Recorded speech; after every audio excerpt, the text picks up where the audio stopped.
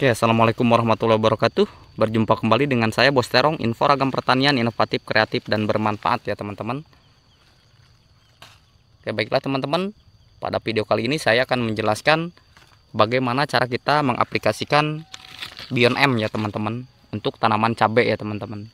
Tapi bagi teman-teman yang baru bergabung atau baru menemukan channel ini, seperti biasa silahkan like, comment, share, dan subscribe agar channel ini semakin bermanfaat khususnya bagi para petani seluruh Nusantara ya teman-teman.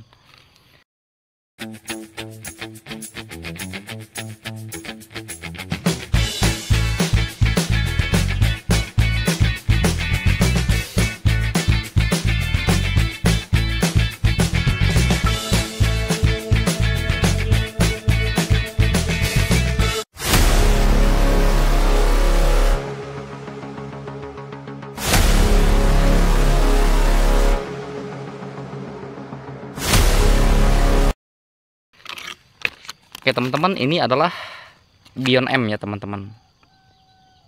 Kemudian bagaimana caranya kita mengaplikasikan Bion M ini dan fungsinya untuk apa?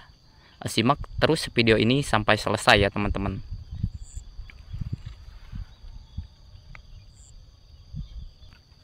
Ini adalah cabai keriting hibrida ya teman-teman, jenis AW Aceh ya teman-teman. Dan kemudian ini usianya adalah 65 hari setelah tanam.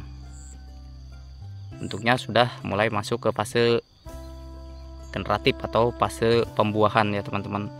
Dan kemudian fungsi daripada Bion M adalah fungisida campuran zat pengaktif tanaman yang bersifat sistemik dan kontak yang berbentuk tepung berwarna coklat ke kuning-kuningan yang dapat disuspensikan untuk mengendalikan penyakit yang disebabkan oleh cendawan bakteri ya pada tanaman cabai, kentang, kubis, dan tomat ya teman-teman. Ini bisa diaplikasikan kepada tanaman cabai, kentang, kubis, dan tomat. Jadi sebagaimana yang kita ketahui adalah biasanya penyakit cendawan ini disebabkan oleh jamur ya teman-teman.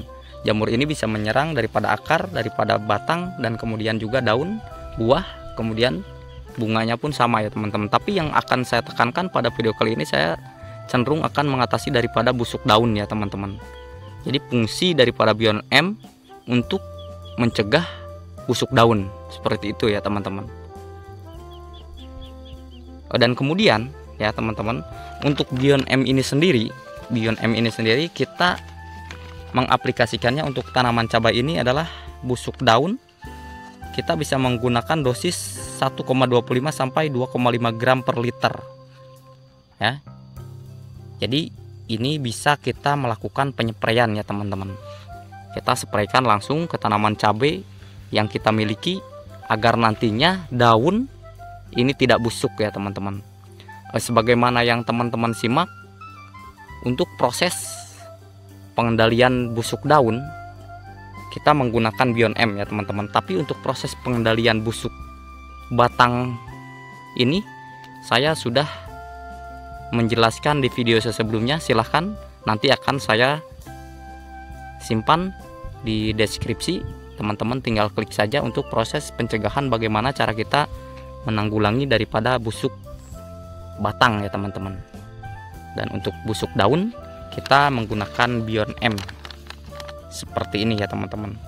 Ini harganya untuk 500 gram ini di bawah Rp100.000 ya teman-teman. Bisa mau teman-teman membelinya di toko pertanian atau di toko online shop ya teman-teman.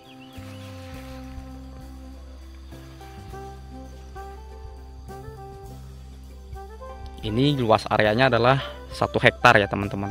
Kurang lebih populasinya antara 20 sampai 25.000 batang tanam. Bisa teman-teman simak. Untuk jenis cabai keriting AW Aceh ya teman-teman.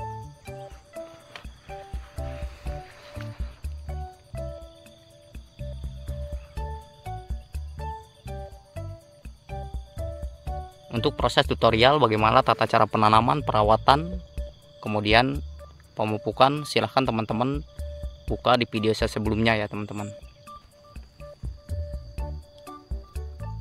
Kalau saya menggunakan Bion M ini per 1 minggu sekali ya teman-teman.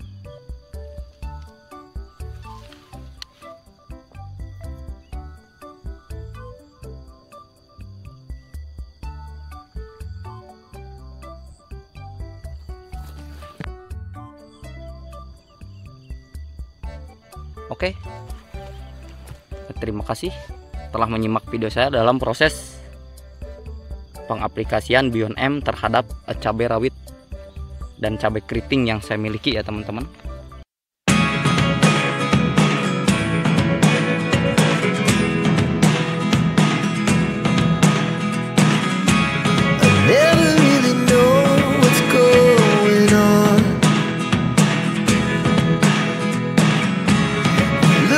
Sometimes like all you want to do is run. Hear me out, hear me out. It's all the things you never show.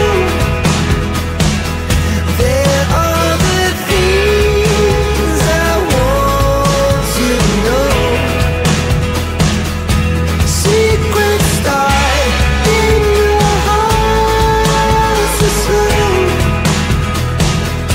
but if you don't wanna tell me now, I guess I'll never know. Losing almost all my energy. It's getting hard to talk to you, and I'm the only one who speaks. It's all the things you never show.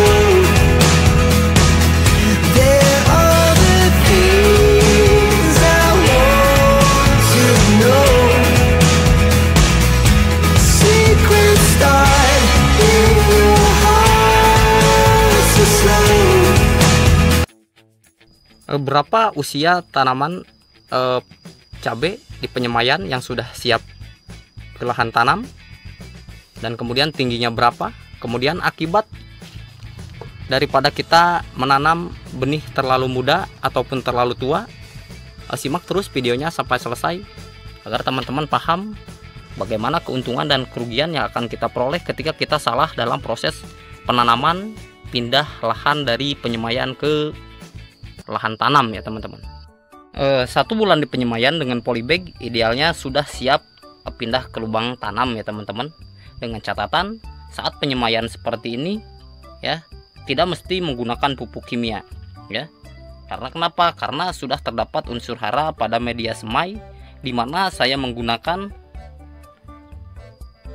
ini dia ya teman-teman, ini adalah molase ya. Jadi saya menggunakan molase dan N4 pada proses penyemaian karena saya menggunakan kotoran ayam petelur ya yang difermentasi dengan molase dan M4 ya teman-teman. Dan pada media semai ini saya menggunakan sisa produksi dari jamur kancing ya teman-teman. Kemudian dicampur dengan kotoran ayam ya, dengan ketinggian kurang lebih antara 15 cm atau 17 cm.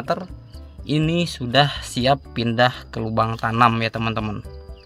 Dan kemudian saya akan jelaskan sebab dan akibat daripada yang akan terjadi jika bibit cabai terlalu muda dipindah ke lahan tanam, bahkan mungkin jika terlalu tua ya teman-teman, terlalu tua dipindah ke lahan tanam di lahan ya teman-teman. Tapi bagi teman-teman yang baru bergabung atau baru menemukan channel ini, sebelum saya menjelaskan sebab dan akibat daripada proses kesalahan kita dalam pemindahan bibit ke lubang tanam, seperti biasa silahkan like, comment, share, dan subscribe agar channel ini tentunya semakin berkembang dan bermanfaat khususnya untuk petani cabai di seluruh Nusantara ya teman-teman.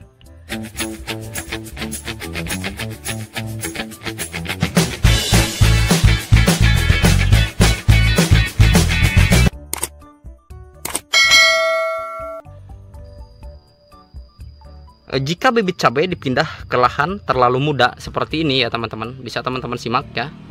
Ini kan terlalu muda ya teman-teman. Maka hal pertama yang akan terjadi adalah bibit akan layu dan kemudian mati karena disebabkan perakaran masih rapuh ya teman-teman. Sebagaimana teman-teman simak, ini akarnya kan masih sedikit ya, jadi masih rapuh. Terlebih nantinya pH tanah tidak stabil di lahan atau di bedengan yang teman-teman miliki tentunya ya. Kemudian hal yang kedua yang akan terjadi jika teman-teman terlalu mudah dalam memindahkan bibit ke lubang tanam, ke lahan tanam ya teman-teman.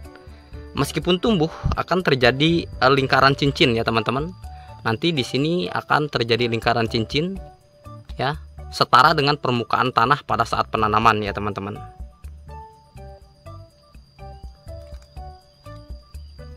Dan kemudian yang ketiga, hal yang akan terjadi ketika teman-teman pindah bibit dengan usia yang terlalu muda adalah bibit cabai yang terlalu muda ditanam ke lahan itu akan cenderung lebih riskan dan imunitas kekebalan terhadap berbagai hama dan penyakit utama ini yang akan terjadi nantinya adalah busuk batang ya teman-teman. Itulah kerugian yang akan terjadi ketika kita terlalu mudah dalam proses pemindahan bibit cabai ke lahan tanam yang akan terjadi ya teman-teman. Dan kemudian apa yang akan terjadi ketika kita melakukan penanaman bibit cabai di usia yang terlalu tua ya teman-teman. Simak terus videonya sampai selesai agar teman-teman tentunya tidak salah paham, tidak salah kaprah dalam proses pemahaman cara pemindahan bibit cabai ke lahan tanam yang baik dan benar tentunya teman-teman.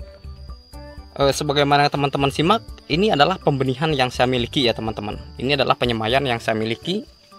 Biasanya saya mengirim benih sampai 10.000 atau 20.000 pohon ya ke para petani.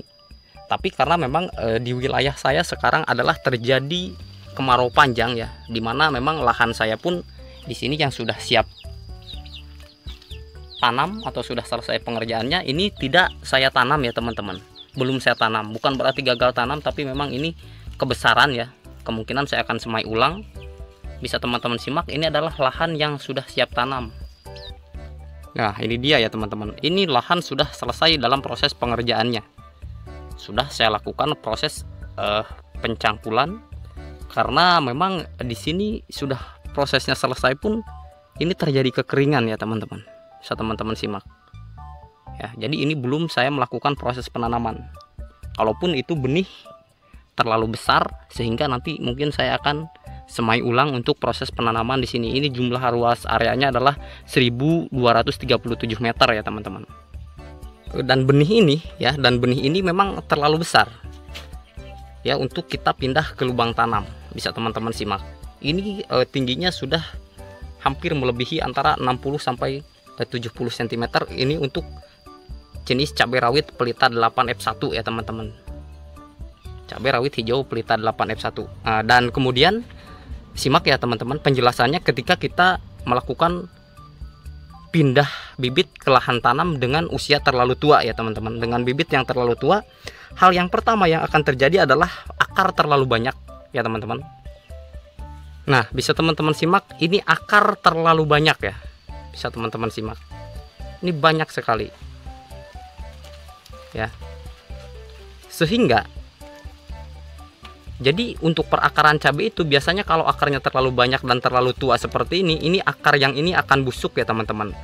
Dan pas kita pindah ke lubang tanam, jadi akar yang baru yang tumbuh ya teman-teman, sehingga nantinya jadi pertumbuhan cenderung terhambat ya teman-teman, cenderung pertumbuhannya lambat.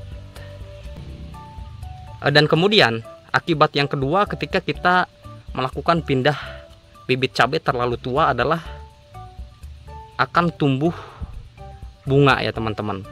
Baru beberapa minggu atau 2-3 minggu setelah pindah ke lahan tanam ternyata langsung muncul bunga dan buah ya teman-teman. Itulah yang kemudian yang akan terjadi ketika kita melakukan pindah bibit terlalu tua ya teman-teman. Dan akhirnya ketika sudah muncul bunga dan buah seperti itu, maka pertumbuhan tanaman cabai ini atau pohon cabai ini cenderung dia akan kerdil ya teman-teman. Pohonnya akan pendek dan kerdil ya teman-teman. Itu akibat yang kedua.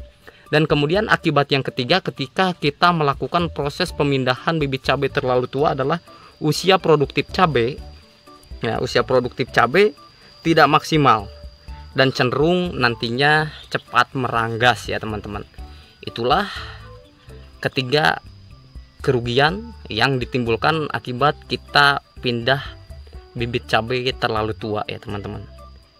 Nah, kemudian adalah perhitungan yang tepat dan matang dalam proses penyemaian benih dan pengolahan lahan harus benar-benar dijadikan syarat wajib ya teman-teman, agar nantinya pada saat penanaman bibit akan kita tanam tepat ya teman-teman, usianya tepat, umurnya tepat ya, sehingga baik dalam penanaman terong atau penanaman cabai ini tidak sembarangan ya teman-teman. Karena untuk proses penanaman cabai ataupun penanaman terong tidak seperti kita membalikan telapak tangan atau simsalabim seperti apa, karena itu merupakan salah besar ya teman-teman.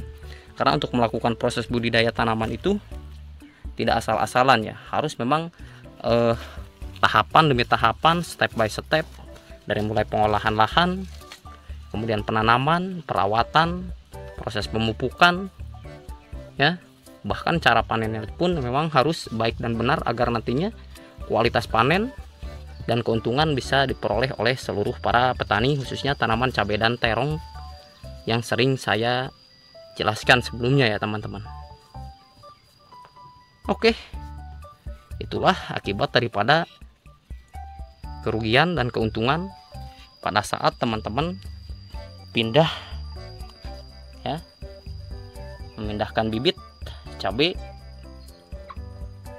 rawit pelita 8F1 ke lubang tanam, keuntungan dan kerugiannya ya teman-teman. Terima kasih telah menyimak video saya, semoga bermanfaat. Jika ada pertanyaan silahkan di kolom komentar.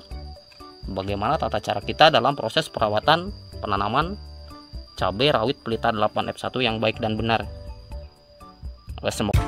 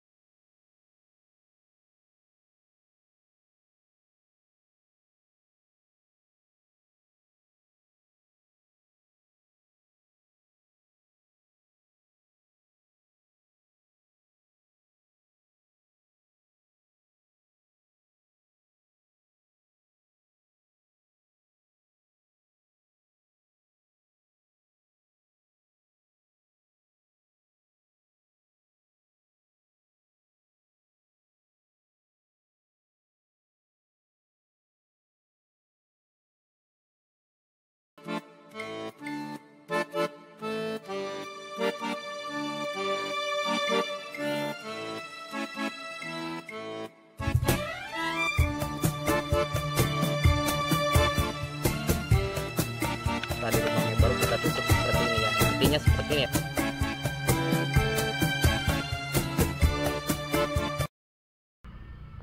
Oke, assalamualaikum warahmatullahi wabarakatuh.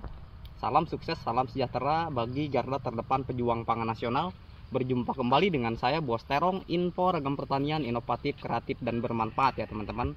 Oke teman-teman, pada video kali ini saya akan membuat perangkap lalat buah ya teman-teman, dengan menggunakan ikan.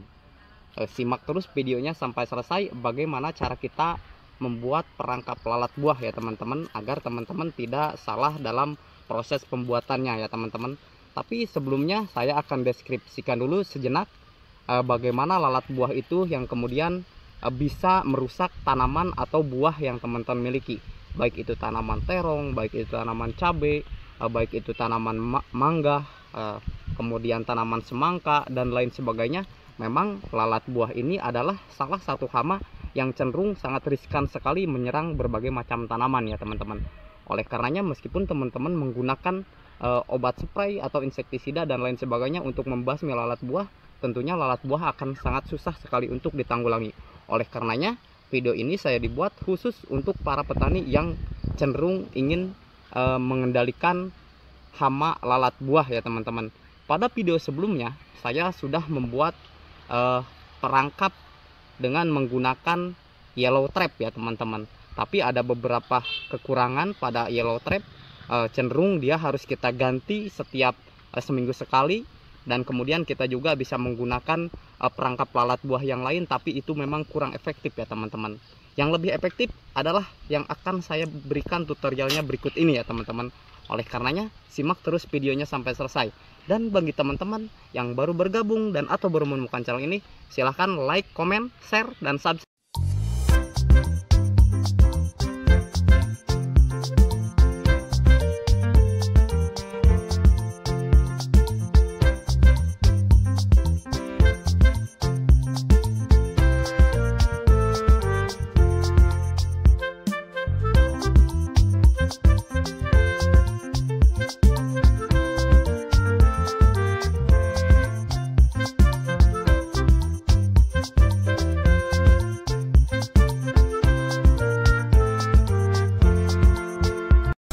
Dan kemudian bahannya apa-apa saja.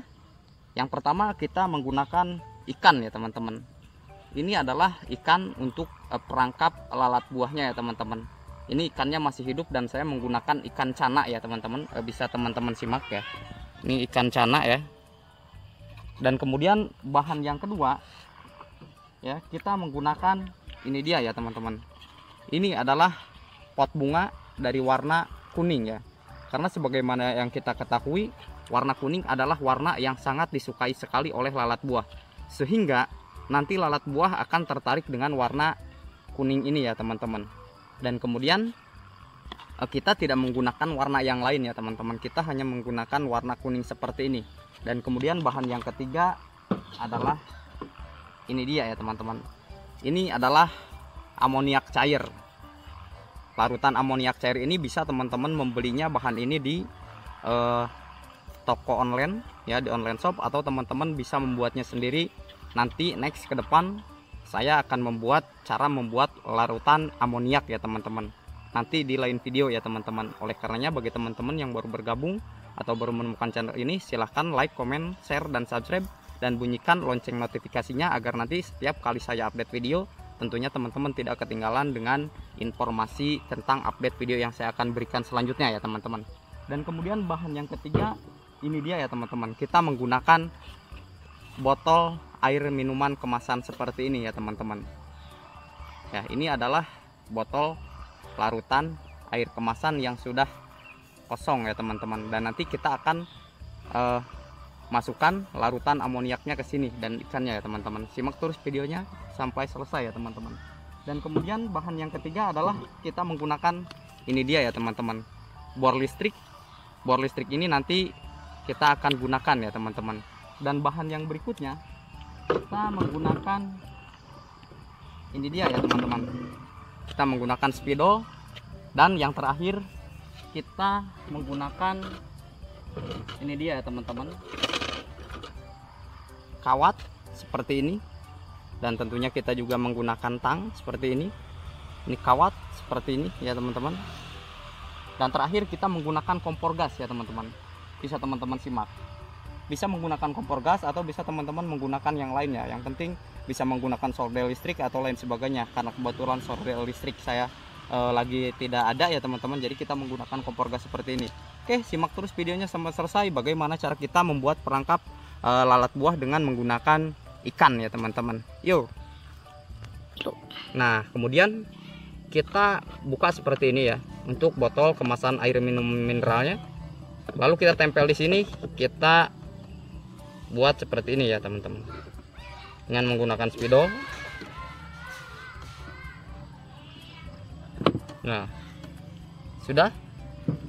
Ini adalah sebagai tanda ya. Sebagai tanda untuk kita kasih lubang nantinya ya teman-teman. Seperti ini.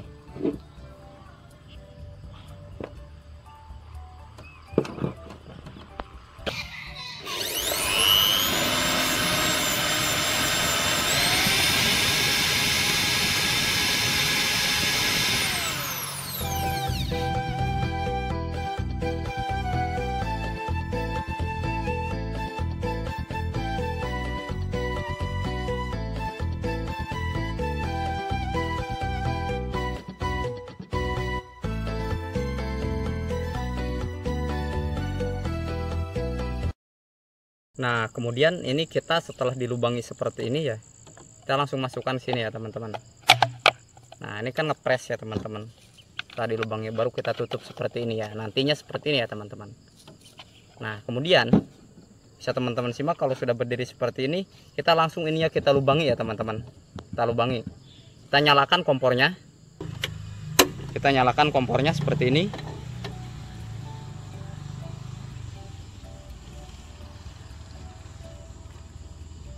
Lalu kita bakar ya teman-teman kawatnya. Bisa teman-teman simak. Bakar saja seperti ini. Ini nanti kita lubangin ya teman-teman. Ini kita lubangin di sini sesuai yang teman-teman inginkan ya, untuk lubang serangganya nanti ya teman-teman. Sini ya, seperti ini. Biarkan panas dulu ya teman-teman.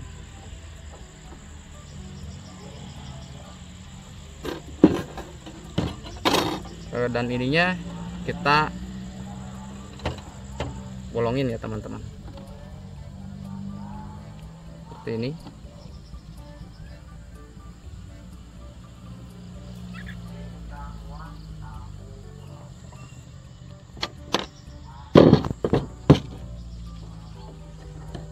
Ini baru kita lubangin ya teman-teman,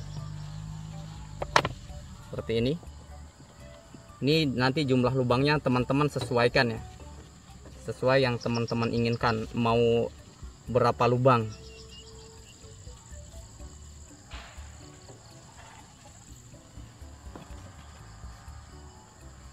Bisa menggunakan 4 lubang atau berapa lubang. Jadi lubang yang ini ya teman-teman, ini adalah seukuran serangga ya, seukuran tubuh serangga, sehingga nanti dia masuk ke sini ya teman-teman. Seperti ini. Ini baru berapa? Baru 4 ya teman-teman. Nah, kita buat 6 saja ya. Kita buat 6 seperti ini. Bisa teman-teman simak lubangnya. Jadi biarkan dia bulat ya. Jangan sampai lubang ini tidak bulat ya. Karena ini seukuran dari tubuh serangganya itu ya teman-teman. Nah, seperti ini. Kalau misalkan dirasa ingin berapa lubang, ingin 6 atau 8 lubang, disesuaikan ya teman-teman.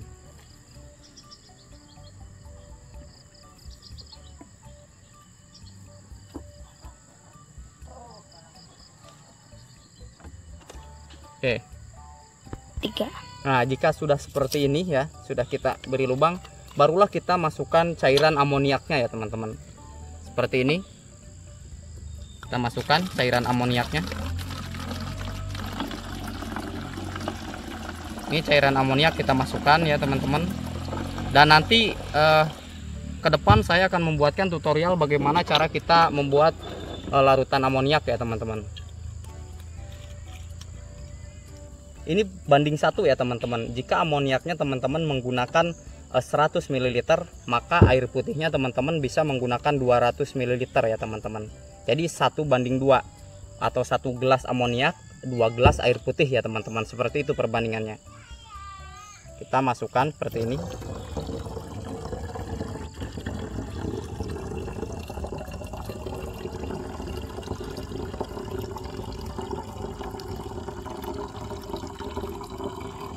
Kalau dirasa sudah cukup ya teman-teman, seperti ini, kita stop ya. Inilah larutan amoniak yang akan mengundang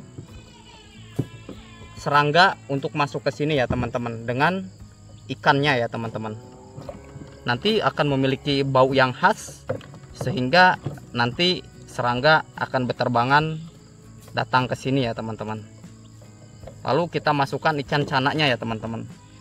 Untuk ikan ya teman-teman, bebas ya, bisa menggunakan ikan apa saja ya teman-teman, tidak mesti harus ikan canak ya teman-teman.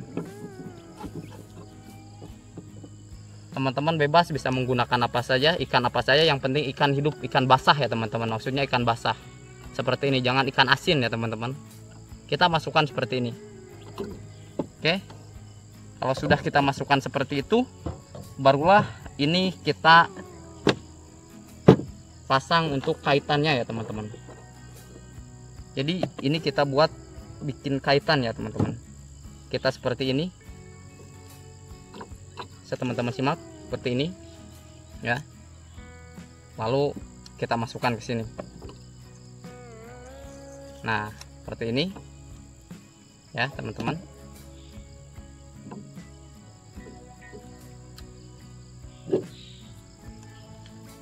Seperti ini. Ini adalah untuk menggantungkannya nanti ya teman-teman. Ini bisa teman-teman gantung sesuai dengan nanti kondisi dimana teman-teman ingin mengaplikasikannya ya teman-teman. Seperti ini.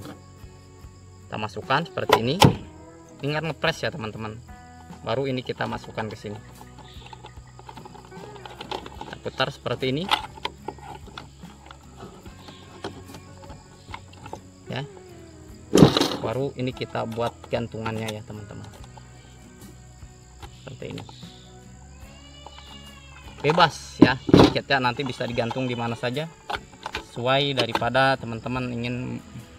Bisa teman-teman simak. Ini jadinya seperti ini ya. Ini nanti bisa teman-teman gantung dimanapun teman-teman suka mau ya. Oke, terima kasih telah menyimak video saya dalam proses pembuatan perangkap lalat buah dengan menggunakan ikan ya teman-teman. Terima kasih. Kurang lebihnya mohon maaf. Akhir kata, assalamualaikum warahmatullahi taala wabarakatuh.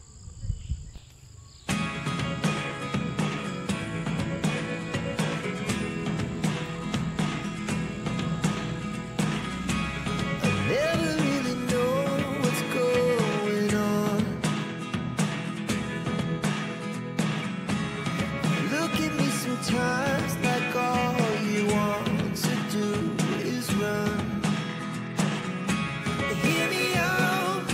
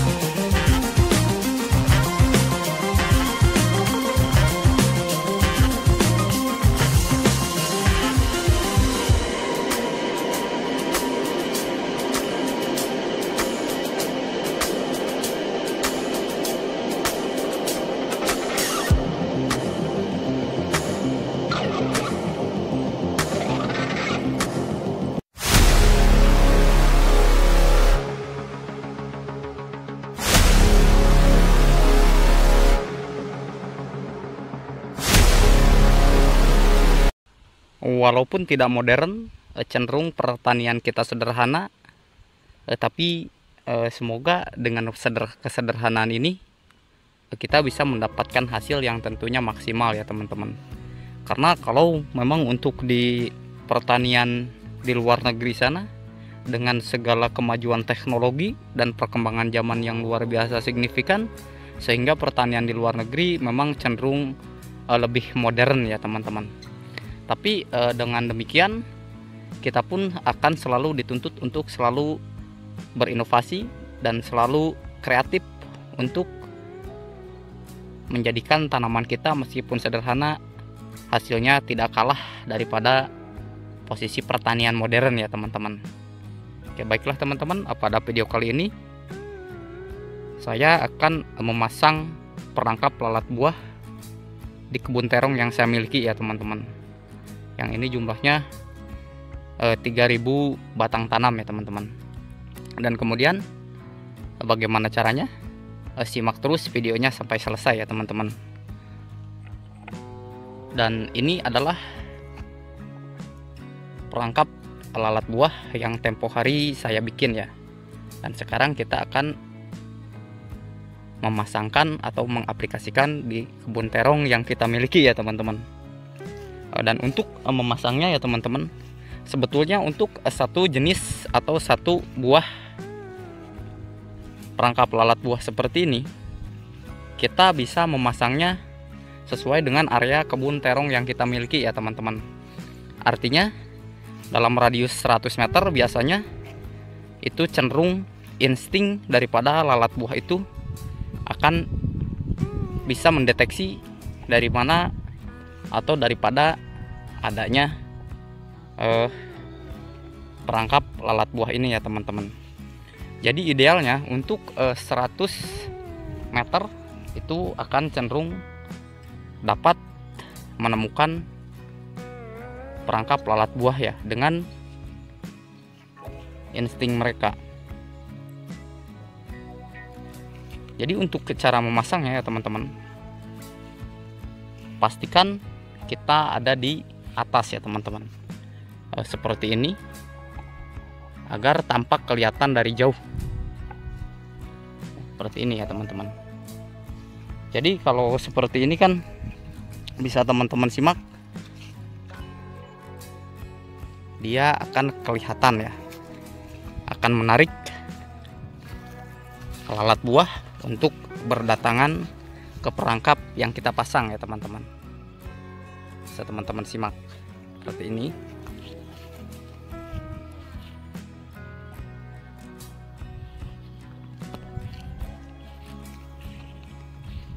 Nah, bagi teman-teman yang baru bergabung atau baru menemukan channel ini, silahkan buka di playlist untuk proses pembuatan daripada perangkap lalat buah yang saya buat ya teman-teman. Karena ini cenderung lebih efisien, lebih tahan lama ketimbang kita menggunakan yellow trap atau menggunakan bahan yang lain ya teman-teman. Termasuk petrogenol, ini akan cenderung lebih tahan lama ya teman-teman.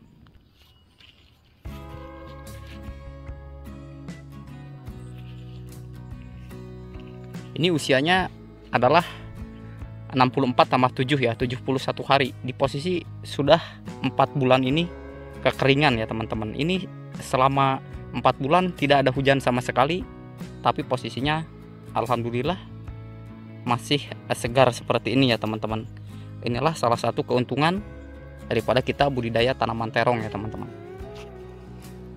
Next minggu depan saya akan mereview hasilnya seperti apa daripada kita mengaplikasikan perangkap lalat buah ya teman-teman.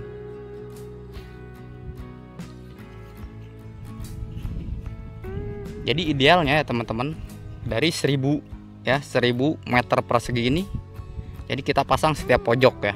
Jadi per 500 meter itu kita harusnya pasang sekitar 5 ya. Jadi kita menggunakan 10 perangkap lalat buah agar lebih efisien tentunya ya teman-teman. Agar nanti setiap serangga atau lalat buah yang ingin merusak daripada tanaman terong yang kita miliki itu cenderung lebih tertarik ke perangkap lalat buah ini ya teman-teman.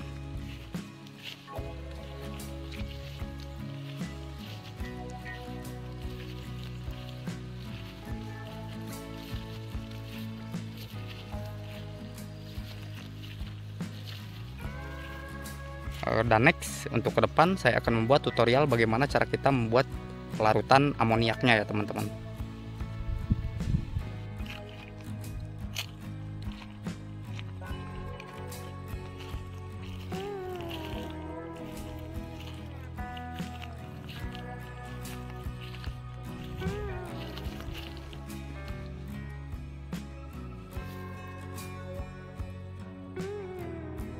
Dan kemudian Bang, bisa nggak kita aplikasikan ke tanaman lengkeng untuk perangkap lalat buahnya? Jadi untuk perangkap lalat buah ya teman-teman, jadi perangkap lalat buah ini kita bisa aplikasikan di semua jenis tanaman buah ataupun hortikultura yang lainnya ya teman-teman. Jadi bebas kita mengaplikasikannya. Sebagaimana yang teman-teman simak, ini adalah tanaman lengkeng yang saya miliki ya. Memang sedang keadaan posisi berbuah seperti ini. Dan untuk memasang perangkap lalat buah, karena memang cenderung lebih efisien ya, kita tinggal menggantungkannya saja seperti ini ya teman-teman. Bisa teman-teman simak. Ini seperti ini, dia sudah ready, sudah siap. Dan nanti setiap lalat buah yang tentunya ingin menyerang atau ingin hinggap di tanaman lengkeng ini atau di buah lengkeng ini, nantinya cenderung lebih tertarik kepada perangkap lalat buah karena memiliki warna yang terang ya teman-teman, dan nanti masuk ke lubang ini ya teman-teman.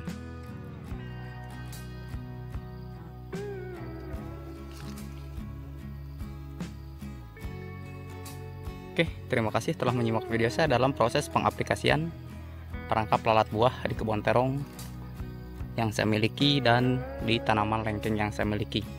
Semoga bermanfaat, kurang lebihnya mohon maaf. Akhir kata, assalamualaikum warahmatullahi wabarakatuh.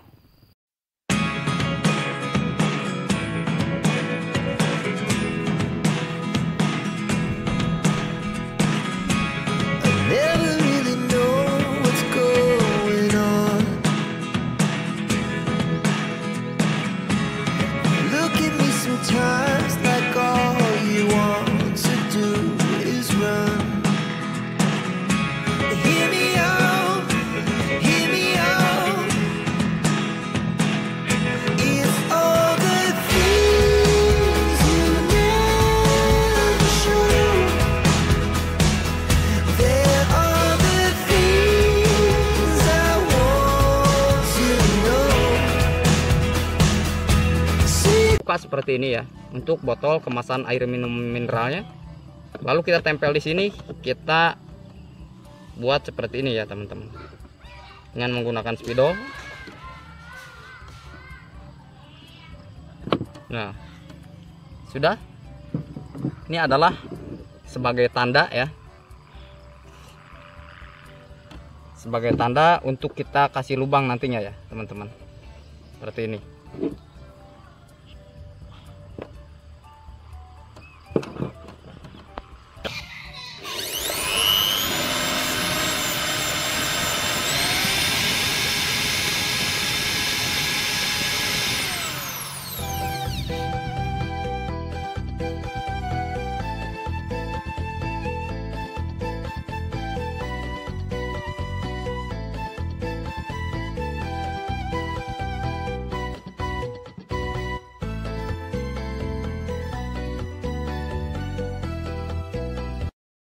Nah, kemudian ini kita setelah dilubangi seperti ini ya, kita langsung masukkan sini ya teman-teman. Nah, ini kan ngepres ya teman-teman. Setelah dilubangi baru kita tutup seperti ini ya. Nantinya seperti ini ya teman-teman. Nah, kemudian bisa teman-teman simak, kalau sudah berdiri seperti ini, kita langsung ini ya kita lubangi ya teman-teman. Kita lubangi. Kita nyalakan kompornya. Oke teman-teman, pada video kali ini kita akan mengaplikasikan atau memasang perangkap lalat buah di pohon jeruk Bali ya teman-teman. Sebagaimana yang teman-teman simak, ini adalah ulah daripada lalat buah ya teman-teman. Bisa teman-teman simak. Ini daripada penyakit lalat buah, ditimbulkan lalat buah seperti ini ya teman-teman. Ini dia bertelur ya, sehingga buahnya busuk seperti ini. Oke, kita bongkar ya teman-teman. Kita buka dulu buah ini dalamnya seperti apa ya. Dan nanti kita akan obati, kita akan pasang dengan menggunakan perangkap lalat buah ya teman-teman. Oke, kita petik saja ya teman-teman, langsung kita bongkar. Oke, kita bawa seperti ini. Banyak semutnya. Oke, kita bongkar ya. Ini lalat buah ya, akibat lalat buah seperti ini ya teman-teman. Bisa teman-teman simak tuh.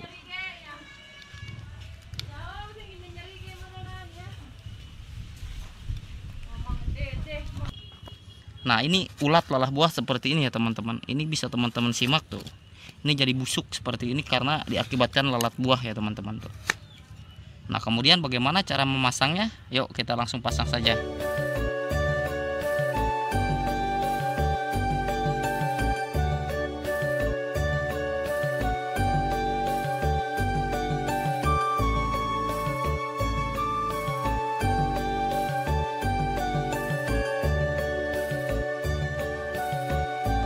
Ini radiusnya bisa sampai 100 sampai 200 meter, akan mengundang lalat buah sehingga nanti masuk ya teman-teman ke sini dan akan terperangkap. Ini contoh yang diaplikasikan di pohon jeruk ya teman-teman.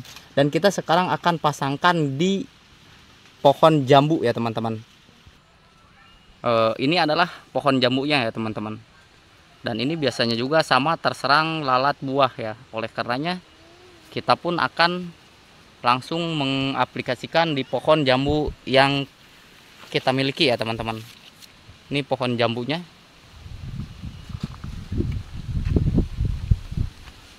Ini pohon jambunya sedang berbuah ya tentunya teman-teman. Jadi untuk perangkap lalat buah ini kita bisa mengaplikasikannya di berbagai macam tanaman tentunya ya teman-teman. Bisa di tanaman terong, tomat, cabai, jambu atau buah-buahan yang lainnya ya teman-teman.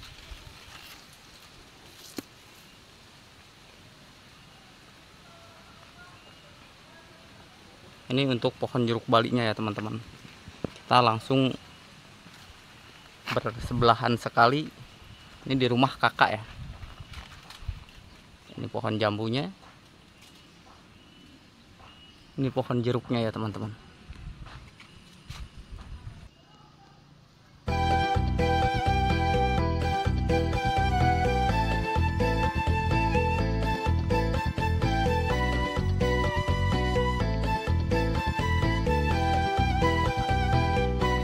Kita pasang di atas satu ya teman-teman. Ini di atas kita pasang satu, di bawah satu ya teman-teman, agar penanganan daripada busuk buah ini cepat kita tanggulangi ya teman-teman. Ini kalau seperti ini kita bisa jadi gagal panen untuk buah jeruknya ya teman-teman. Jadi spesial untuk para petani jeruk di seluruh Nusantara. Ini adalah alternatif yang luar biasa bagi teman-teman petani jeruk semua, agar teman-teman dalam budidaya jeruk berhasil ya teman-teman, dan tanpa kena lalat buah. Ini disengat lalat buah semua ya teman-teman tuh. Ini otomatis ini sudah gagal panen dan tidak akan tumbuh sempurna ya teman-teman. Ini hampir setiap buah itu rata-rata semua sudah terindikasi daripada lalat buah ya teman-teman. Memang lalat buah ini tidak bisa dispray dengan menggunakan berbagai macam jenis insektisida atau obat apapun ya.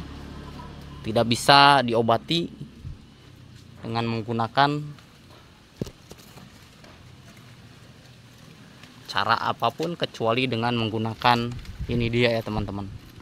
Next, ini 1 minggu ke depan saya akan mereviewnya untuk teman-teman bagaimana hasilnya, ataukah dapat berapa atau masuknya berapa ekor untuk masuk ke dalam perangkap lalat buah ini ya teman-teman.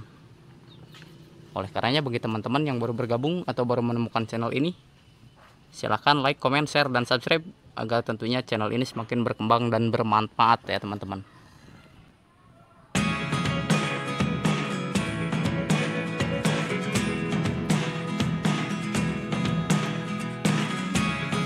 Never really know what's going on. Look at me sometimes like all you want to do is run. Hear me out,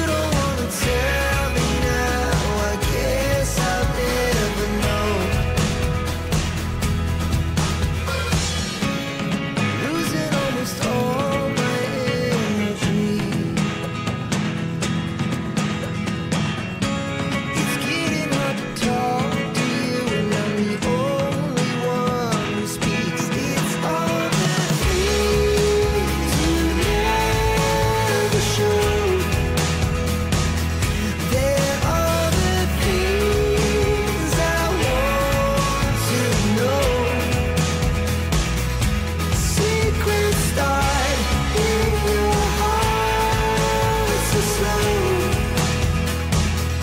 But if you don't wanna tell me now, I guess I'll never know. Here we go, turning all the wrongs into rights. Here we go, you can take me there tonight. Whoa, this life is all we know. Whoa, I can't stay if you can't let it go. I never really know what's going on.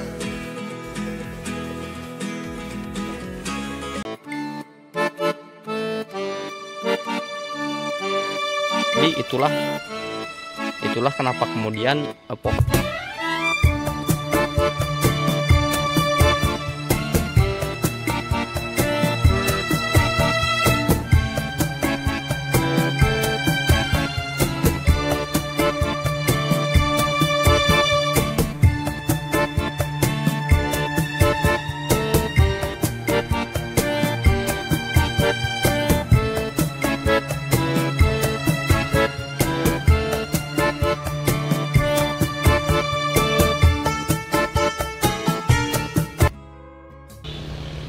luar biasa lebat ya teman-teman.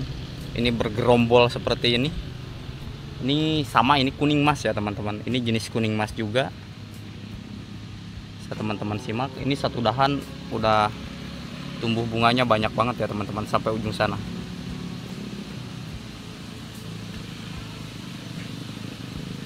Bisa teman-teman simak. Ini usianya 7 tahun ya teman-teman. Ini belakang rumah.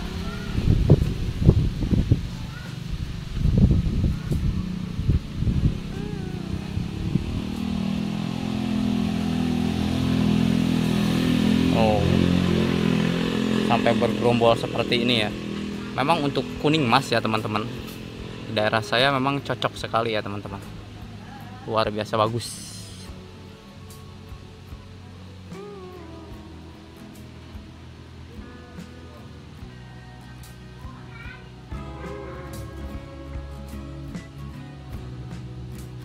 Ini pohonnya baru sebesar ini ya teman-teman. Ini pohonnya baru sebesar, diameternya kurang lebih 30 cm ya teman-teman. Tapi udah bunganya udah banyak, luar biasa. Oke, ini pohon durian kuning mas ya teman-teman. Ini usianya baru 5 tahun setelah tanam ya. Tapi karena memang sekarang ini musim kemarau, jadi dia sudah tumbuh bunga ya teman-teman. Bisa teman-teman simak. Ini bunganya ya. Dan kemungkinan ini tidak saya buahkan semua ya. Nanti ini hanya kita buahkan beberapa biji saja ya. Karena pun kalau kita buahkan semua ini tidak akan kuat ya. Kan pohonnya masih kecil ya teman-teman. Teman-teman simak. Ini tempo hari yang saya review pas kasih pemupukan itu ya teman-teman.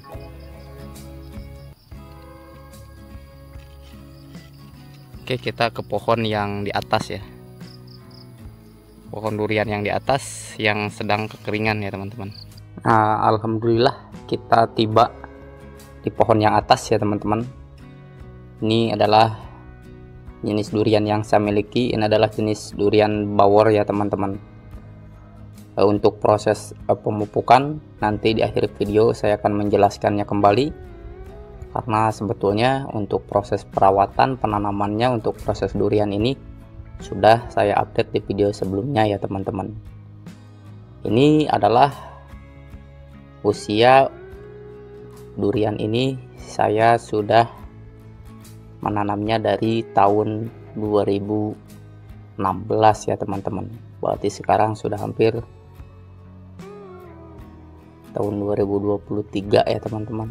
Ini sudah mulai berbuah tentunya. dengan proses yang luar biasa sulit sekali untuk menjadikan buah durian seperti ini ya teman-teman. Jika salah-salah, maka ini dalam proses penanaman durian ini cenderung akan mati ya teman-teman.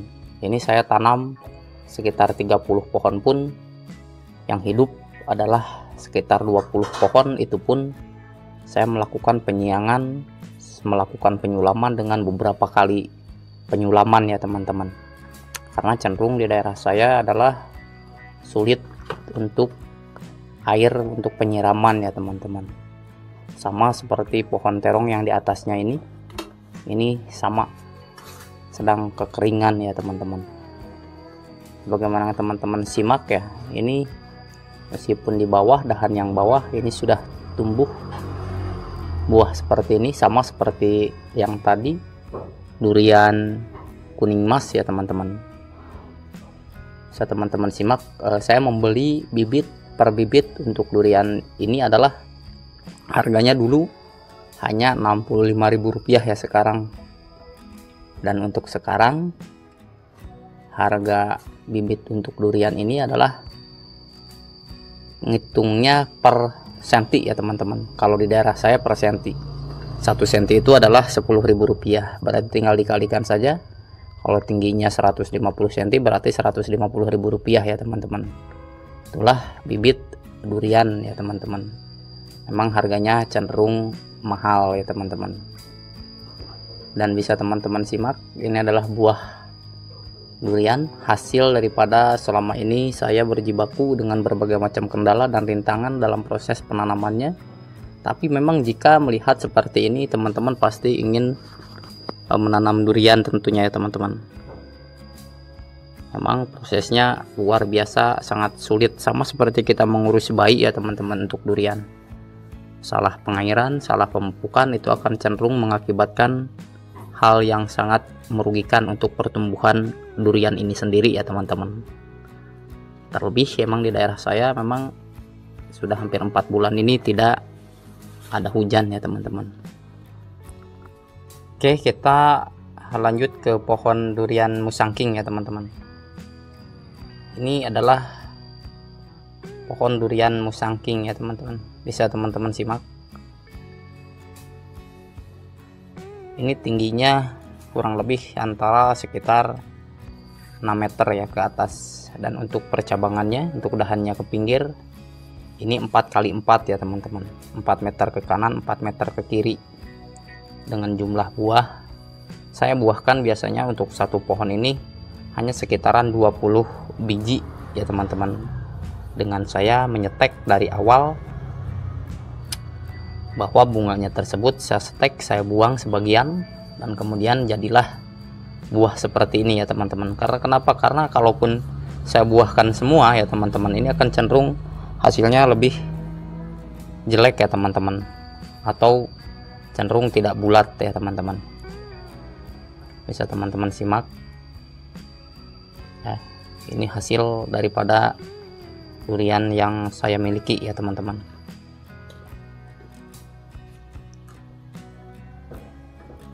Untuk proses selengkapnya, untuk proses pemupukan durian, silahkan teman-teman buka di video saya sebelumnya ya teman-teman, bersama karyawan saya yang sedang melakukan pemupukan durian.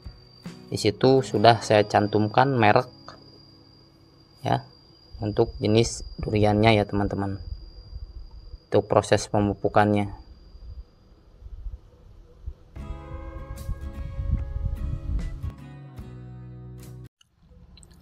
Ini musangking jenis kaki 3 ya teman-teman. Ini kakinya di bawah itu 3, artinya cenderung lebih kokoh ya teman-teman. Jadi saya memiliki pembenihan itu di rumah, ada yang durian berkaki 4 dan berkaki 3 ya teman-teman. Dan bisa disesuaikan untuk pelanggan mau bibitnya yang kaki 1 atau kaki 2 atau kaki 3, kaki 4. Dan harganya pun cenderung akan lebih mahal sesuai dengan keinginan para pelanggan untuk pemilihan bibit ya teman-teman.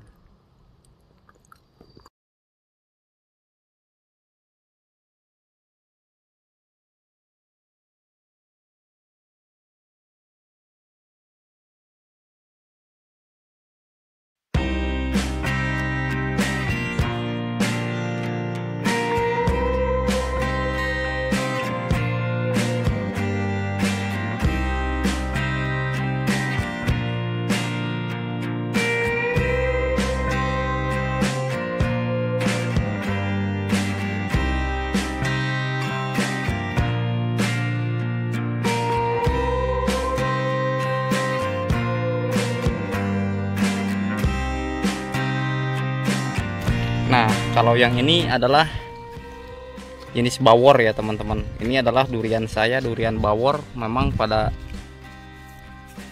saat ini sedang musim kemarau panjang luar biasa ya teman-teman. Udah hampir 4 bulan tidak ada hujan, dan ini sengaja saya kasih pohon pisang biar agak dingin di bawah ya teman-teman. Dan untuk melakukan pengairan pun memang susah ya teman-teman. Bagaimana teman-teman simak, tapi untuk saat ini posisinya masih aman ya. Ini saya tanam 2018 ya teman-teman. 2018, sekarang 2023, berarti ini sudah hampir 5 tahun. Tingginya sudah lumayan ya teman-teman. Meskipun cenderung agak layu daunnya ya, karena memang kekurangan air ya teman-teman. Ini adalah lahan yang biasa saya tanamin terong itu ya teman-teman. Kita ke tanaman durian ya, yang satunya lagi. Ini adalah durian jenis Sunan ya teman-teman. Ini tadinya saya bukan durian Sunan yang saya tanam di sini. Saya tanam di sini durian OC atau duri hitam ya. Karena mati, kemudian saya menyulamnya, saya menggantinya dengan jenis Sunan ya teman-teman. Sama saya kasih pohon pisang biar nanti dia tumbuh dan terasa dingin di bawah ya teman-teman. Ini malah justru penyulamannya beda dengan bawor yang tadi ya teman-teman. Ini cenderung lebih ke 2020 ya. Ini baru usianya sekitar 3 tahun, tapi tingginya sudah hampir ada 3 meter ya teman-teman. Ini dari polybag ya bibit. Jadi kita pada saat penanaman ya teman-teman, saya jelaskan untuk proses penanaman durian terlebih dahulu ya. Sebetulnya saya sudah review di video saya sebelumnya ya. Jadi pas kita penanaman, kita buka polybag dari bibit durian ini, kita di lubang tanam itu saya per karung, 1 karung untuk 1 pohon ya, untuk 1 lubang. Menggunakan 1 karung kotoran hewan ya. Dan kemudian kita menggunakan sekam bakar, dolomit, puradan, kemudian Posca, SP36 dan NPK ya. Dengan dosis disesuaikan tentunya ya teman-teman. Oleh karenanya maka memang pertumbuhannya jadi bagus seperti ini ya teman-teman. Dan untuk proses pemupukannya saya biasanya melakukan per 3 bulan sekali ya. Per 3 bulan sekali kita melakukan pemupukan dengan menggunakan NPK 1616 ya teman-teman. Dan kemudian kalau untuk pupuk kandang itu sendiri biasanya saya pun sama melakukannya per 3 bulan sekali ya. Untuk penyusulan daripada pemberian pupuk kandangnya ya teman-teman. Kemudian kita lihat, kita sesuaikan dengan jenis hamanya ya teman-teman. Dan untuk durian pun sama, saya menggunakan Abasel atau Demolis ya untuk proses penanganan hamanya ya teman-teman. Dan biasanya untuk kulitnya ya teman-teman, untuk kulit pohon durian ini biasanya dia terdapat jamur upas ya teman-teman. Kita coba cari ya jamur upas seperti apa bentuknya ya teman-teman. Nah ini dia ya teman-teman. Ini adalah contoh jamur upas ya teman-teman. Jamur upas pada pohon durian ya teman-teman. Bisa teman-teman simak. Jadi jamur upas ini biasanya kalau sudah menyerang seperti ini dahannya akan mati ya teman-teman. Dahannya akan meranggas dan kemudian mati ya. Bisa teman-teman simak tuh. Ini udah meranggas ya teman-teman. Ini jamur upas ini memang berbahaya ya teman-teman. Dan kemudian bagaimana bang cara mengendalikannya? Untuk cara mengendalikan jamur upas ya teman-teman, teman-teman bisa menggunakan kapur pertanian ya, dolomit dicampur dengan fungisida, langsung dicatkan saja ke sini ya teman-teman. Kita menggunakan kuas, lalu kita aplikasikan atau kita tempelkan kuas tersebut ke sini ya teman-teman. Setiap pohonnya bisa ya teman-teman. Untuk penjagaan pun atau untuk mencegah pun itu bisa ya teman-teman. Dengan menggunakan kapur pertanian dicampur dengan fungisida ya. Bebas teman-teman mau menggunakan fungisida apapun. Bisa menggunakan Antrakol atau merek yang lain ya teman-teman. Dan ini adalah salah satu hama yang cenderung memang sangat berbahaya sekali untuk tanaman durian ya teman-teman. Terlebih ini memang sedang memasuki fase pembuahan ya teman-teman. Durian kuning mas ya teman-teman, bisa teman-teman simak.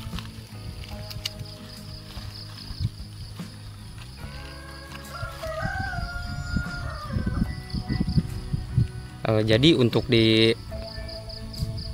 kebun terong memang sedang mengalami kekeringan, tapi untuk di kebun durian saya sedang mengalami fase pembungaan ya teman-teman.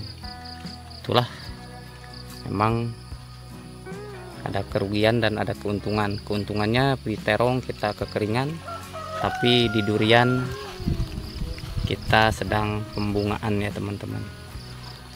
Bisa teman-teman simak, ini satu dahan saja ini sudah sampai sana ya teman-teman tuh. Ini satu pohon sudah berbuah ya teman-teman. Ini sama dengan yang tadi ya, 5 tahun, tapi sudah mulai tumbuh bunga ya teman-teman.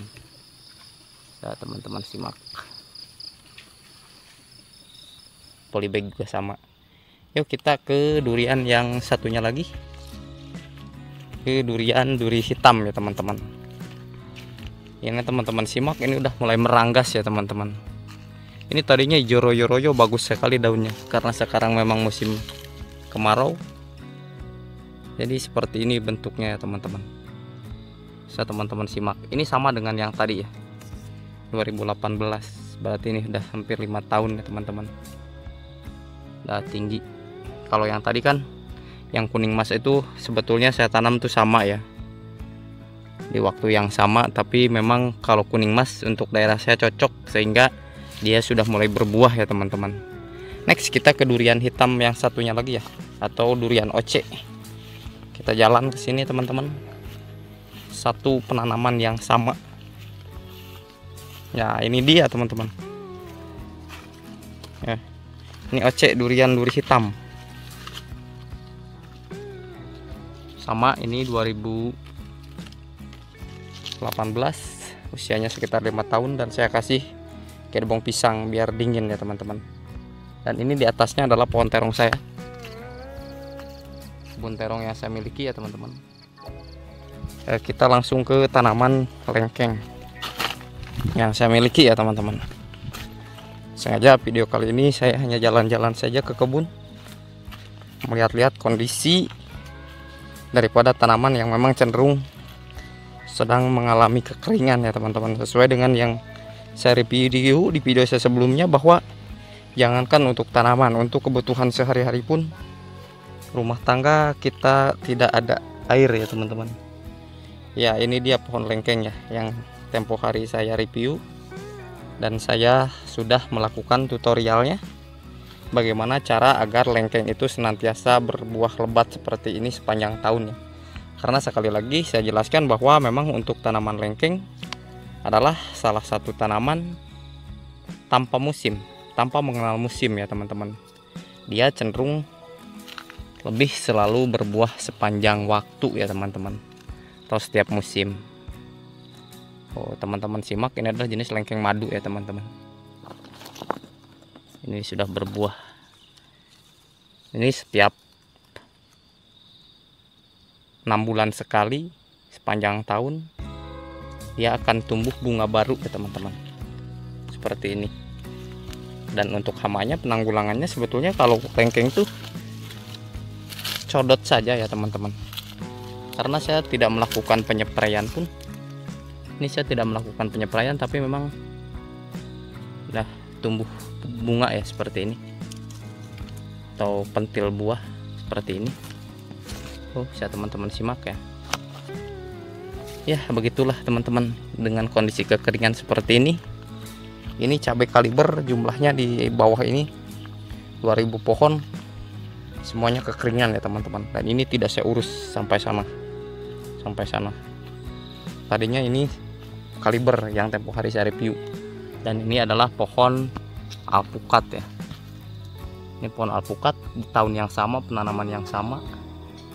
Usianya udah hampir 5 tahun dan tinggi banget ya teman-teman.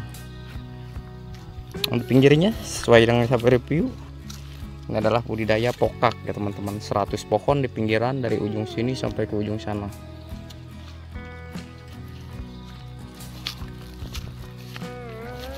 Oke, kita ke tanaman alpukat yang satunya ya teman-teman. Ini dia. Ini tanaman alpukatnya ya teman-teman. Ini hasil penyulaman. Ini alpukat mentega ya, atau alpukat yang sering orang bilang ini alpukat aligator ya teman-teman.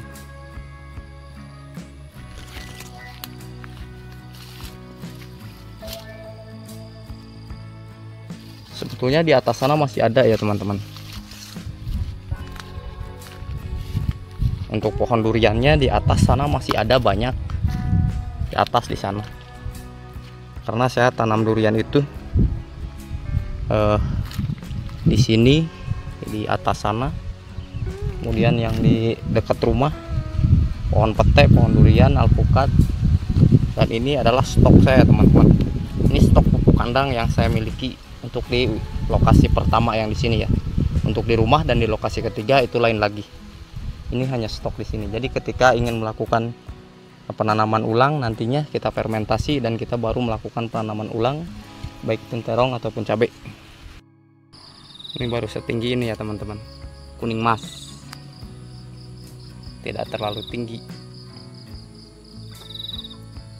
paling 3 meter ya teman-teman.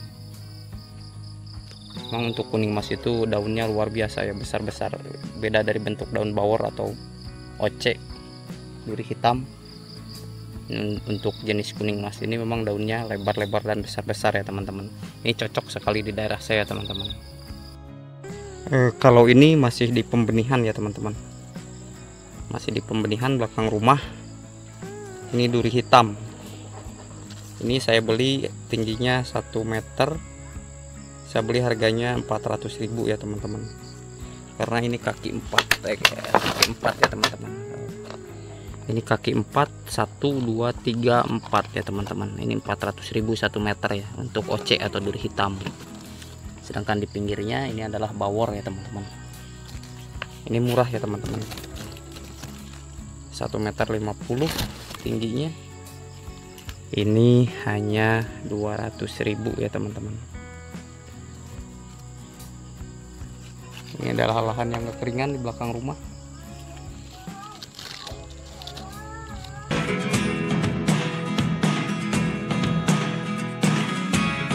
Never really know what's going on. Look at me sometimes like all you want to do is run. Hear me out, hear me out.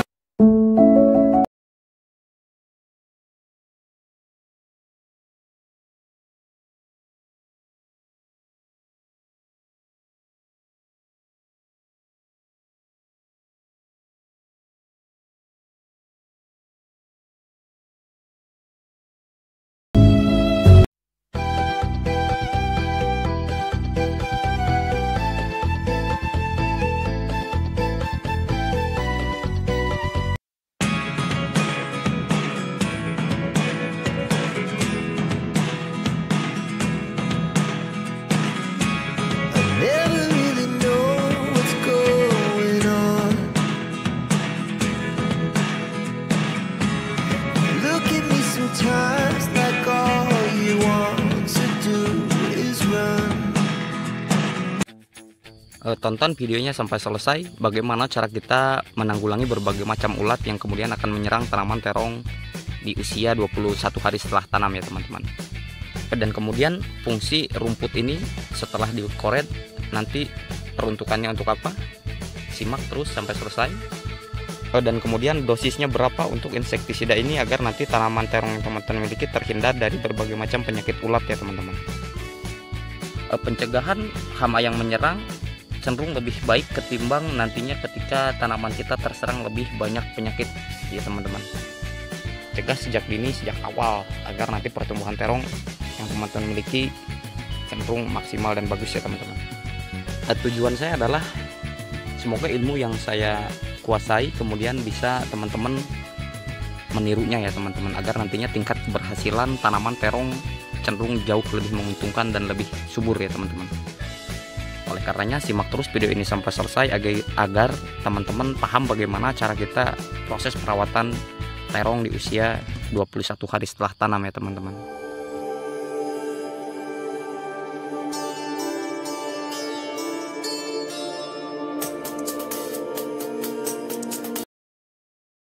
Dan kemudian kembali hadir ya teman-teman, ini dia paketnya baru datang. Kemudian perawatan apa saja atau penyepraian yang akan kita lakukan pada fase terong usia 21 hari setelah tanam ya teman-teman. Ini sebagaimana teman-teman simak, ini kemarin kita sudah melakukan proses penugalan ya teman-teman. Dan sekarang kita akan melakukan penyepraian dengan bahan ini dia ya teman-teman. Paketnya ini sudah baru tiba ya. Bagaimana teman-teman simak, ini adalah harganya Rp34.000 ya teman-teman. Tujuan saya adalah memperkenalkan insektisida ini adalah agar nantinya teman-teman paham bagaimana cara kita untuk penanggulangan terhadap berbagai macam hama atau penyakit yang kemudian akan menyerang tanaman kita, tanaman terong kita pada usia posisi 21 hari setelah tanam ya teman-teman. Ini adalah insektisida Dangke ya teman-teman. Bagaimana teman-teman simak, Dangke 40 WP ini memang sudah terbukti, dan sekali lagi saya tekankan bahwa memang saya tidak terikat suatu produk apapun, tapi memang demi keberhasilan atau tingkat keberhasilan petani terong seluruh Nusantara. Oleh karenanya saya berbagi tentang penggunaan atau pengaplikasian terhadap insektisida Dangke ini ya teman-teman. Memang tujuan saya adalah setiap kali memposting video tentunya ingin memberikan manfaat yang terbaik buat teman-teman semua. Karena memang sesuai dengan pengalaman saya sendiri selama 6 tahun budidaya tanaman terong, berbagai macam kendala, berbagai macam penyakit atau hama yang cenderung sering terjadi kepada tanaman terong yang kita miliki sudah saya alami ya teman-teman. Dan kemudian saya melakukan pencegahan sejak dini, dan akhirnya memang untuk kualitas Dangke ini untuk pencegahan ulat ya, terutama nanti kan ulat itu ada ulat penggerek batang dan ulat penggerek daun, dan tentunya ada ulat yang lain yang kemudian akan menyerang tanaman terong yang kita miliki ya teman-teman. Oleh karenanya untuk insektisida Dangke ini memang cenderung dia lebih baik, lebih bagus ya teman-teman. Satu, memang secara ekonomis harganya murah. Yang kedua, memang secara kualitas insektisida Dangke ini cenderung saya rekomendasikan untuk teman-teman yang khususnya ingin membudidayakan tanaman terong atau pencegahan penyakit hama ulat ya teman-teman, terutama ulat girayak. Itu dia ya teman-teman. Dan kemudian sebagaimana teman-teman simak, ini cenderung pertumbuhannya memang bagus ya teman-teman. Dan artinya ketika kita melakukan penyepraian, itu pencegahan akan lebih bagus ya teman-teman, ketimbang nantinya teman-teman hama tersebut sudah menyerang tanaman yang kita miliki. Itu akan cenderung lebih sulit dan dampaknya pun akan memang lebih sangat terasa ya. Mulai dari daun yang kemudian rusak, kemudian polong yang kemudian rusak ya, batang yang kemudian rusak oleh digigit hama ulat yang akan menyerang tanaman terong kita ya. Oleh karenanya pada video kali ini pun saya menjelaskan agar nantinya kualitas terong yang kita miliki, kualitas tanaman terong yang kita miliki cenderung lebih bagus ya teman-teman. Jadi ulat sasaran yang akan kita obati adalah ulat girayak ya teman-teman. Sebagaimana teman-teman simak, ini adalah ada gambarnya seperti ini. Ini adalah target ulat yang kemudian akan mati ketika memang kita mengaplikasikan insektisida Dangke ini ya teman-teman. Dan untuk dosisnya sendiri, untuk insektisida Dangke ini saya menggunakannya setiap 10 liter air saya mencampurkannya dengan 2 sendok makan. Terserah teman-teman ya. Kemudian kalau memang hama tersebut sudah diambang batas, artinya memang hama yang menyerang tanaman terong teman-teman itu cenderung lebih dahsyat ya, lebih banyak hamanya, maka teman-teman bisa mengaplikasikan Dangke ini dengan dosis kelipatannya ya teman-teman. Jika saya menggunakan 3 sendok makan, mungkin kalau memang teman-teman terong yang dimiliki teman-teman itu ulatnya cenderung lebih banyak, maka silakan teman-teman menggunakannya sebanyak 3 sendok makan ya teman-teman. Artinya memang kalau hamanya banyak maka dosisnya pun diperbanyak seperti itu ya teman-teman. Dan untuk pencegahan, teman-teman bisa mengaplikasikannya setiap 1 minggu sekali ya teman-teman. Rutin 1 minggu sekali, saya rasa itu sudah bagus ya teman-teman. Dan kemudian kenapa saya angkat ya ini rumput hasil pengoretan yang kemarin telah dikoret itu kan sudah kering seperti ini ya teman-teman. Kemudian saya angkat ke atas karena memang nanti untuk pertumbuhan rumput di bawahnya akan terhambat. Dan ini nanti setelah dia membusuk, setelah rumput ini membusuk, cenderung dia akan menjadi pupuk itu sendiri, pupuk alami atau pupuk kompos ya. Oleh karenanya, jika teman-teman kemudian melakukan pengoretan, jangan sampai rumput ini terbuang percuma. Dan nantinya setelah menjadi pupuk kompos, dia akan cenderung terserap unsur haranya oleh tanaman terong yang kita miliki. Dan hasilnya pun nanti akan cenderung lebih subur ketimbang daripada kita membuang rumput kering yang hasil pengoretan itu sendiri ya teman-teman. Dan kemudian fungsi daripada rumput hasil sisa pengoretan ini juga dia berfungsi sebagai penahan daripada air ya teman-teman, sehingga kelembapan itu akan senantiasa terjaga dan nantinya kelembapan itu akan terserap oleh tanaman terong ini ya teman-teman. Karena memang untuk daerah saya sekarang posisinya memang musim kemarau. Dan memang saya tekankan tanaman terong adalah tanaman yang memang cenderung dia tahan terhadap cuaca panas ya atau cuaca ekstrim sekalipun ya teman-teman, karena kita tidak perlu melakukan penyiraman secara setiap hari ya teman-teman, karena memang 1 minggu sekalipun ketika tidak ada cadangan air maka tanaman terong ini akan tetap tumbuh subur ya teman-teman. Itulah dia memang keuntungan yang kemudian kita peroleh daripada sisa rumput hasil pengoretan ini ya teman-teman. Dan kemudian untuk petani pemula ya teman-teman, petani pemula memang untuk budidaya tanaman terong cenderung lebih menguntungkan ketimbang kita menanam tanaman yang lain ya teman-teman. Karena memang untuk petani pemula pun saya rasa ketika ingin memulai agribisnis dengan membudidayakan tanaman terong seperti tanaman terong yang saya miliki, cenderung cara perawatannya memang lebih mudah ya teman-teman, dan secara biaya produksi pun memang cenderung lebih murah ya teman-teman.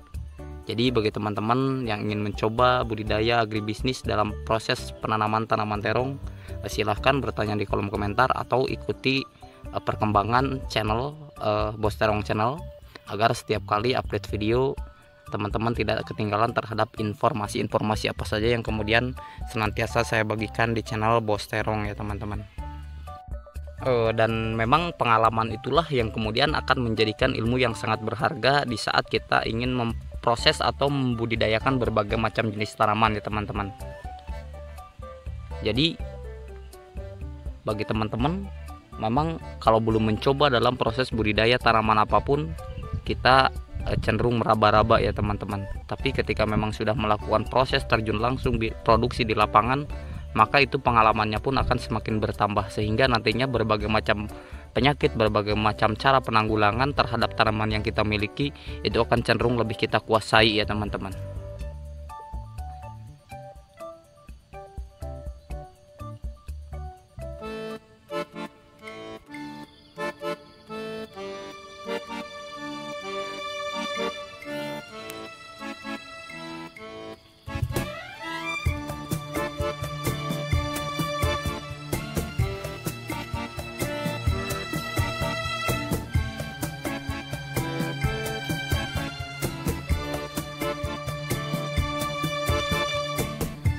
Oke, terima kasih telah menyimak video saya dalam proses pengaplikasian penyepraian terhadap tanaman terong yang kita miliki di usia 21 hari setelah tanam ya teman-teman.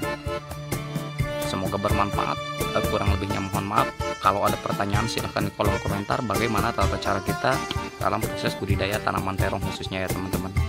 Dan bagi teman-teman yang baru bergabung atau baru menemukan channel ini, silahkan like, comment, share, dan subscribe agar tentunya channel ini semakin bermanfaat bagi banyak orang yang ingin terutama memulai agribisnis dengan budidaya tanaman terong, terutama jenis terong ungu ya teman-teman. Karena memang pengalamanlah yang kemudian akan cenderung memberikan ilmu yang berharga terhadap nantinya proses penanaman terong yang kita miliki ya teman-teman. Akhir kata, assalamualaikum warahmatullahi taala wabarakatuh.